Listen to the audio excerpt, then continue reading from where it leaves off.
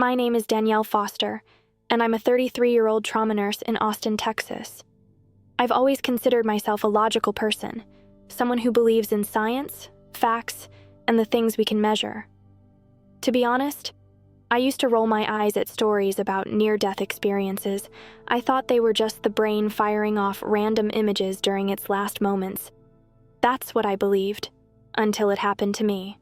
It all started on an ordinary Tuesday morning. I was working a shift at St. Andrew's Medical Center where I'd been for years.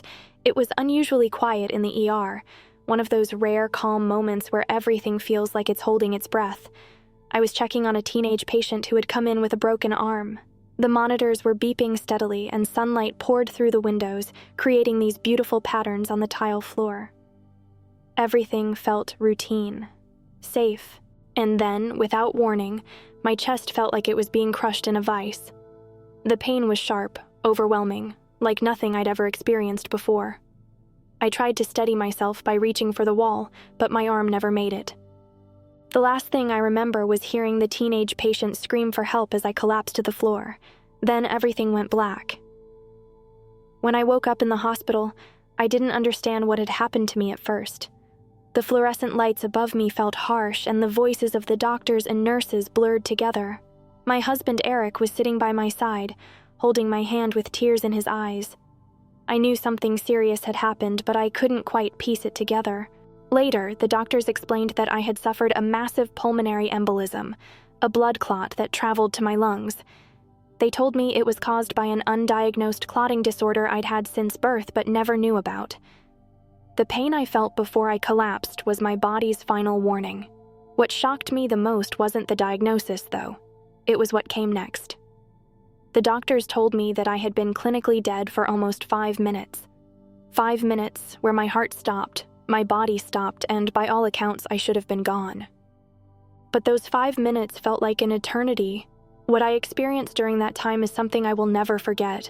It transformed everything I thought I knew about life, death, and what happens after we leave this world. The next thing I remember wasn't waking up. It wasn't pain or confusion. It was floating. At first, I didn't understand what was happening. I was looking down at the hospital floor, at my own body lying there. I could see the chaos unfolding. My colleagues, people I'd worked alongside for years, were doing everything they could to save me. Dr. Romero, the chief of emergency medicine, was performing chest compressions with such intense focus that sweat dripped down his face. He looked so calm in emergencies, but this time, there was something different. An urgency that I'd never seen in him before. And then there was Lauren. She's my best friend, someone I've known since nursing school. She was preparing the defibrillator, her hands steady as always, but her face was streaked with tears. I could tell she was holding it together for the team, but inside she was terrified. I wanted so badly to reach out to them, to tell them I was okay, that they didn't need to be scared, that the pain was gone. But I couldn't. No matter how hard I tried, I couldn't speak or move. And yet, I wasn't afraid. I wasn't in pain. In fact, I was surrounded by an overwhelming sense of peace. It was like all the fear, all the stress, everything I had ever worried about melted away. I just floated there, watching, feeling a calmness I'd never known. It was as if something, or someone, was holding me, assuring me that everything was going to be okay. As I watched my colleagues working frantically below, something began to change. The scene in the hospital started to fade, like a photograph slowly dissolving into nothingness. I was being drawn toward something else, a light. It wasn't the kind of light you see with your eyes. It was something far more powerful, far more alive. It surrounded me completely, wrapping me in warmth and love. And this light wasn't just bright. It carried a presence with it, one that felt familiar and comforting, like it had known me my entire life. I didn't feel scared or confused.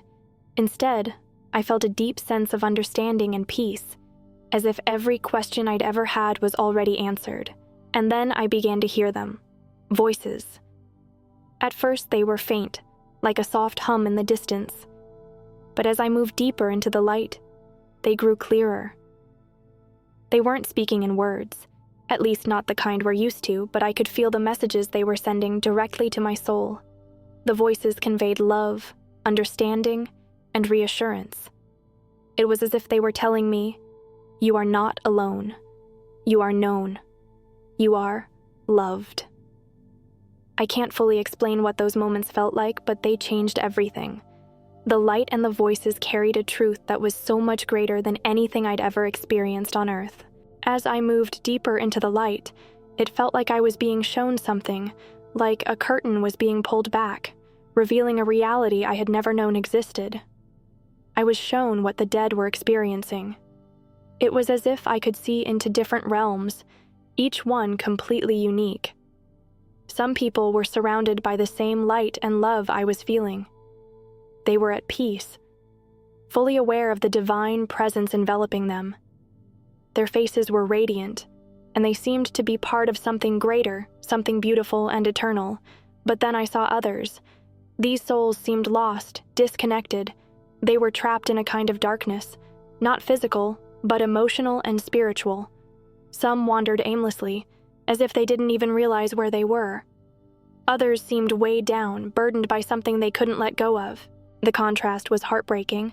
I wanted to reach out to the ones in darkness to help them find the light, but deep down, I understood something that shook me to my core. Where these people found themselves wasn't random. It wasn't arbitrary. It was connected deeply to the choices they had made in life. The ones who were surrounded by light and love had opened their hearts to it during their time on Earth. They had chosen love, forgiveness, and truth. They had let go of the things that held them back and embraced the divine, but those in the darkness, they hadn't. Their choices, their resistance to love and truth, had left them disconnected. It wasn't about punishment, it was about alignment. I realized then how important our choices are, not just in the big moments, but in the small, everyday ones. Every act of love, every moment of forgiveness, every step toward truth matters. It all matters. The more I experienced, the more I understood that this life, everything we see, everything we touch, is just the beginning. Life doesn't end with death. In fact, the spiritual realm I was in felt more real, more vibrant, and more alive than anything I had ever known on Earth. In this place, the deeper truths about life became clear. Love, compassion, and forgiveness. They weren't just nice ideals or things we should strive for. They were everything. They were the foundation of existence, the keys to aligning ourselves with the divine. I saw how every act of love creates a ripple, one that stretches far beyond what we can see. I understood how forgiveness, whether for ourselves or others, breaks chains that would otherwise hold us down. Compassion wasn't just a virtue, it was a lifeline, connecting us to the light and to each other. And then there was accountability. This wasn't about judgment in the way we think of it. It wasn't about tallying up mistakes or passing a test. Instead, it was about alignment. Every decision I had made, every word I had spoken, every action I had taken, it all mattered. Not because of punishment or reward, but because of how those choices shaped my soul. I could see the moments when I chose love, when I let go of anger, when I extended kindness. Those choices drew me closer to the light.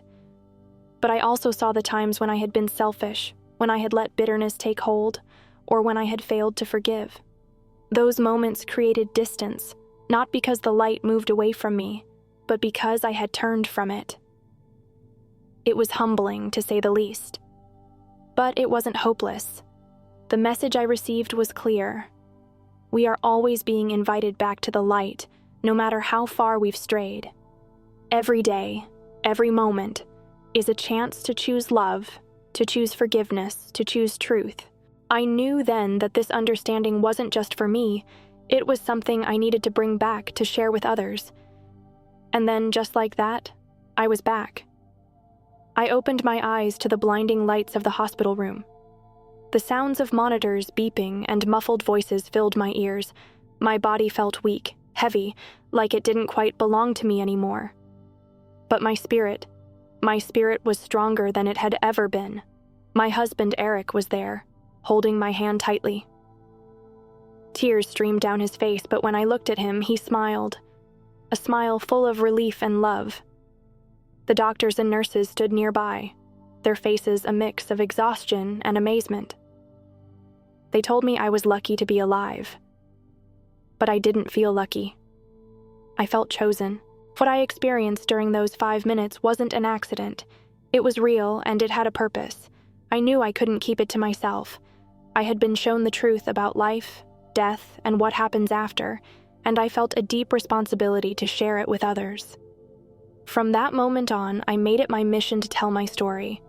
I began speaking about the importance of love, forgiveness, and truth, not just as concepts, but as the foundation of everything. I shared how every choice we make, every moment we live, shapes our journey beyond this life. This experience taught me that preparing spiritually for the afterlife isn't something to put off or take lightly. It's something we need to do now, in the small, quiet moments of our everyday lives. I don't know why I was sent back, but I do know this. I was given a second chance to live with purpose, to love more deeply, and to walk closer to the light. And I hope my story encourages others to do the same. And I hope my story inspires you to reflect on your own life and choices. Remember, it's never too late to turn toward love, forgiveness, and truth. We don't know how much time we have, but every moment is an opportunity to prepare our hearts for what's to come. If this story moved you, please take a moment to like and subscribe to this channel. By sharing these messages, we can reach others who need to hear the truth about life, death, and the incredible power of God's love. Hit the notification bell so you never miss another story, and share this video with someone who could use a reminder of what truly matters. Thank you for watching, and may you walk in love and light every day.